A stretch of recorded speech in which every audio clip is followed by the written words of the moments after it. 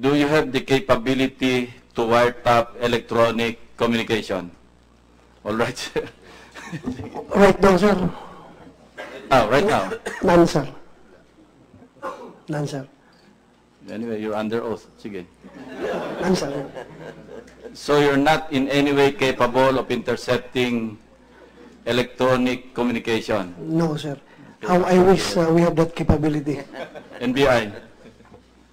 I'm not saying that you're wiretapping, I'm just asking if you have the capability, if you have the technical capability to wiretap, to intercept electronic communication. Wala din po, sir. Wala rin. I know there's this equipment that's capable of intercepting and even recording. Jamming, intercepting, recording, Yes, everything. That's And why they said that we could demonstrate that's this. why I don't believe Director General Bato when he said that wala silang capability. But there is also an easy answer to the question of who is capable of wiretapping. The telcos. Nobody can beat them.